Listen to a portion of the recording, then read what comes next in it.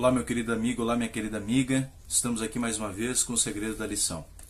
Essa semana, pela Escola Sabatina, nós estudamos a última reforma que Neemias operou entre o povo de Israel que estava vivendo em Jerusalém. Lembramos que na semana passada nós vimos a reforma que ele fez em relação ao serviço dentro do templo, ao sistema de dízimos e ofertas e a fidelidade do povo em relação ao sábado do sétimo dia, que foi o dia estabelecido por Deus para o nosso descanso. Daí nós temos uma série de textos bíblicos, nós poderíamos estudar também em outras oportunidades, um estudo minucioso dentro das Escrituras Sagradas a respeito da guarda do sábado e também dízimos e ofertas. Essa semana nós vimos como Neemias lidou com uma situação também bem delicada, que era em relação aos casamentos mistos. No passado, Deus havia determinado que o povo não poderia se relacionar com pessoas de outras nacionalidades, porque esse envolvimento afetaria em muito a espiritualidade do povo. E nós também lembramos que Israel era o povo da promessa.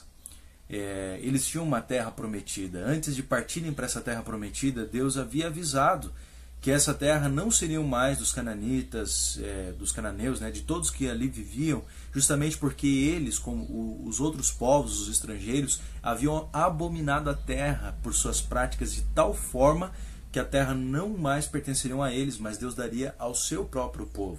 E se o povo, aí agora o alerta para o povo, se o povo se relacionasse com essas outras nações, com esses estrangeiros, também poderiam ter a sua fé abalada, a sua fé abominada e perderiam sua identidade espiritual.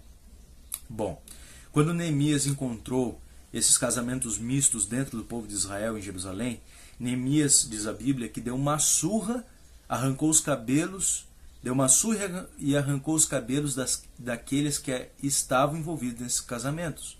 Esdras, por sua via, como sacerdote, ao saber que tanto o povo quanto até mesmo líderes espirituais haviam se envolvido em casamentos mistos, Esdras ficou tremendamente angustiado, rasgou suas vestes, arrancou os cabelos da barba, da cabeça, se entristeceu de tal forma que orava e chorava muito a Deus. Enquanto orava, Esdras lembrava em sua oração de tudo que Deus havia feito, de todas as bênçãos que Deus havia derramado sobre o povo de Israel, de todas as providências que Deus havia proporcionado, tanto alimentar quanto também em relação à terra, posses. Esdras fez lembrar na oração tudo isso e aí colocou a forma como o povo reagiu. Era triste demais ver essa situação.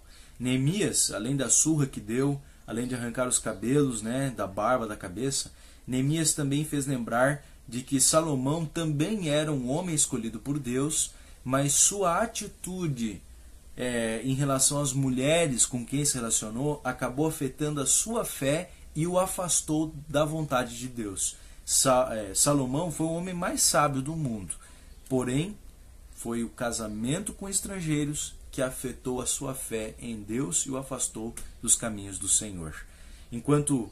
Agora voltando a Esdras, enquanto Esdras orava, o povo foi se aproximando, homens e mulheres e crianças, chorando junto. Era um dia que chovia, e depois de um largo tempo de oração, de prece, de contrição do sacerdote Esdras diante de Deus, o povo decidiu propor que cada família em que se encontrasse casamento misto tivesse um representante para que em assembleia fosse analisado caso por caso e discutido quais seriam as consequências. Foi aceita essa proposta, foi então escolhido um representante de cada família, houve uma assembleia, caso por caso foi analisado, desde as famílias do povo, quanto também dos casamentos dos líderes espirituais. Houve aqueles que discordaram, aqueles que não queriam deixar suas esposas, até mesmo seus maridos, quem sabe, passarem por uma situação dessa. E aí o que acabou acontecendo é que a consequência final, determinada pelo sacerdote Esdras, também por Neemias, foi que essas mulheres estrangeiras que ali residiam, todo estrangeiro que residia em Jerusalém por causa de casamentos mistos com o povo de Deus, com os israelitas, todo estrangeiro deveria ser mandado de volta para sua casa, para sua terra. Isso porque Esdras não considerou válido estes casamentos. O pior disso é que alguns desses casamentos já haviam frutificado em filhos. Alguns casamentos já haviam tido filhos. E isso era bem difícil, porque esses filhos também estavam sendo mandados embora. E aqui eu quero tirar 3 lições. Quero tirar 3 lições que a gente poderia analisar dentro de uma unidade de ação da escola sabatina. A primeira lição que eu tiro é que, apesar de as pessoas não gostarem de ouvir muito, apesar de as pessoas não gostarem de ouvir conselhos, é dever dos líderes e dos mais experientes, como também dos pais, aconselharem todos aqueles que estão se envolvendo em uma relação amorosa, seja namoro, seja casamento, seja com crente ou com não crente, seja sob julgo desigual ou julgo igual.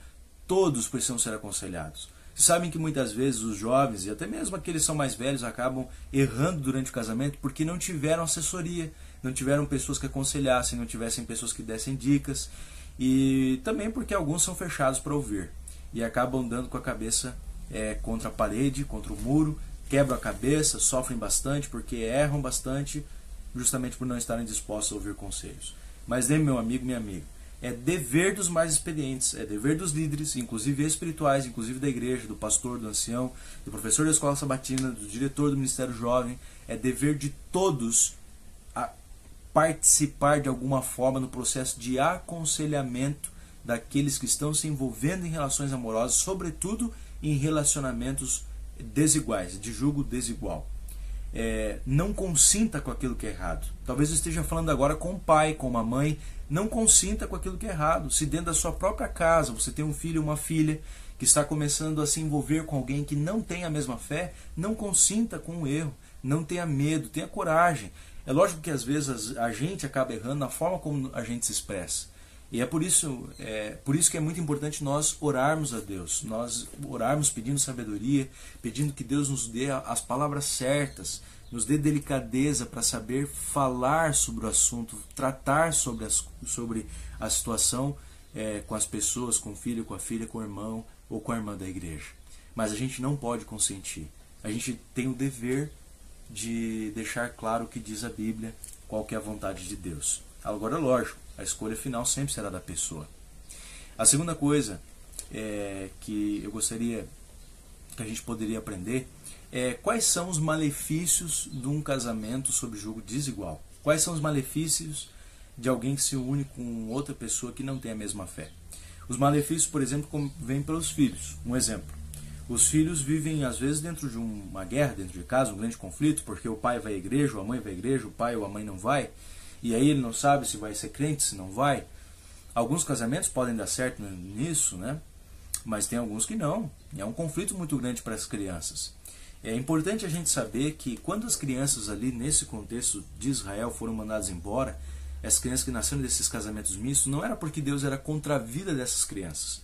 Deus não era contra a vida dessas crianças, porque senão Deus poderia ter mandado matar todas elas. Deus não era contra a vida dessas crianças, mas Deus era contra essas crianças viverem dentro de Jerusalém.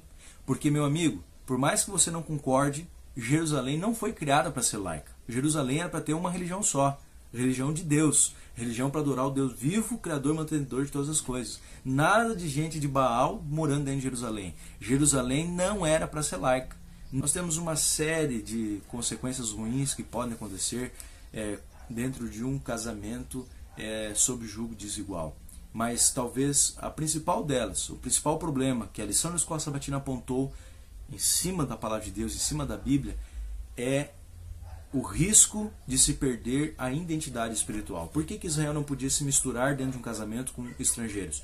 Não era por xenofobia, não era por preconceito, mas é porque de Israel nasceria o Messias. E isso era perigoso, afetaria, se continuasse, perpetuasse os casamentos mistos, estaria afetada a profecia do Messias. O povo de Israel deveria ser diferente, deveria abençoar, ser uma bênção. Se eles se misturassem, iam perder sua identidade espiritual, passariam a ter a mesma religião dos estrangeiros, que eram religiões pagãs, e perderiam dessa forma a sua identidade espiritual. O principal risco, estou falando para alguém que está nesse tipo de relacionamento, é você trocar a sua eternidade por aquilo que é passageiro, trocar sua comunhão com Deus por aquilo que passa, trocar a eternidade por aquilo que é passageiro. Esse é o principal risco, é você perder sua identidade espiritual. Alguns podem dizer assim, não, mas eu vou evangelizar, vou trazer para a igreja. Bom, meu amigo, É dois caminhos. Eu não vou definir o que você tem que fazer, o que você não tem que fazer. A Bíblia dá o caminho da bênção e da maldição, a escolha é sua. Mas saiba, esse é o grande risco. E Deus não deseja te perder. Se eu estou falando com alguém que sabe que sua fé, sua espiritualidade tem sido afetada por causa de um relacionamento, por causa de um namoro, por causa de um casamento, pondere isso. Olha a Deus, fale com Deus. Terceira e última coisa que eu gostaria que poderíamos falar na lição. Se alguém hoje chega para nós e fala assim, olha, eu estou namorando, eu sou da igreja, mas estou namorando com alguém que não é da igreja, com alguém que não é crente, eu pretendo me casar porque amo essa pessoa, quero constituir uma família com ela, o que você me aconselha? Lança isso para as unidades de ação da Escola Sabatina. Vamos ver o que os irmãos andam pensando e até mesmo medir qual que é o parâmetro que os irmãos estão tendo dessas questões de relacionamento. Eu já falei, não podemos consentir com aquilo que não está de acordo com a vontade de Deus. Mas se alguém me perguntasse, o que eu responderia? Não te dou conselho nenhum. A mesma Bíblia aqui diz que o santo deve santificar o que não é. A mesma Bíblia aqui diz que dentro do casamento o crente deve santificar aquele que não é crente. Também a mesma Bíblia que fala que nós não devemos nos unir sob o jugo desigual. Portanto, se eu estou falando com uma pessoa que namora alguém que não é crente, mas você é crente, eu não vou te dizer o que você tem que fazer. Mas a Bíblia alerta o risco de você seguir por esse caminho, dizendo agora que vai evangelizar, vai dar estudo bíblico, vai trazer para Deus, vai batizar e tal, e acabar acontecendo o contrário. Por que isso é o risco? Porque a gente sabe que a nossa natureza humana é aversa às coisas de Deus, tem aversão às coisas de Deus. Então esse risco é muito grande. Então, meu irmão, minha irmã, eu não vou te dar conselho nenhum. Você está vivendo nesse momento? Estude as Escrituras Sagradas, estude. A palavra de Deus diz, não nos unamos sob jugo desigual. Agora, se eu estou falando com alguém que já é casado, com outra pessoa que não vai à igreja, que não é crente, que não é cristão, você já fez essa escolha no passado e acabou optando por esse caminho, talvez esteja falando com alguém que hoje não enfrenta problemas e talvez esteja falando com alguém que enfrenta problemas. O que eu posso te dizer, meu irmão? A graça e a misericórdia de Deus, elas podem te alcançar. Na tela agora está passando um texto bíblico que eu deixo de referência para você. A graça de Deus pode te alcançar, pode trabalhar no teu coração e pode transformar talvez o seu casamento, que talvez esteja sendo uma maldição, transformar o seu casamento em uma bênção. Se você está casado com alguém que não é crente, ao invés de ficar incomodando por causa de igreja, seja uma bênção para essa pessoa. Seja uma bênção. Ore, interceda, ame, cuide, seja fiel ao casamento e quem sabe através do seu testemunho essa pessoa não venha a conhecer Jesus e assim se converter, ser convertido pelo trabalho do Espírito Santo. No início do ano de 2019 eu tive a oportunidade de conhecer um casal cujo esposo por 20 anos foi alvo da oração da esposa. 20 anos a esposa orou. E depois de 20 anos a esposa recebeu um presente, a surpresa de vê-lo sendo batizado. E eu louvo a Deus por isso. Mas felizmente eu também conheço situações onde é um grande conflito dentro de casa, os filhos vivem numa guerra, é muita briga, porque enquanto um vai na igreja no sábado ou no domingo, ou na quarta, o outro fica e reclama porque o cônjuge está indo e não quer deixar, porque acha que na igreja o cônjuge está tendo um relacionamento com alguém, e aí ele fica com ciúmes, e é uma briga tremenda para manter a fé viva, e é um grande conflito dentro de casa, sem paz, sem bênção. Para esses casos, estou falando talvez com alguém que vive assim, o conselho também é, ora a Deus, estude a Bíblia, porque a mesma graça e misericórdia pode trabalhar também a teu favor, estabelecendo a paz que vem dele, que é a paz que excede todo entendimento. Resumindo, oração e estudo da Bíblia. Devemos nos refugiar na oração e no estudo da Bíblia para que tenhamos sucesso em nossos relacionamentos e que eles sejam pautados segundo a vontade de Deus. Que Deus abençoe e até a próxima.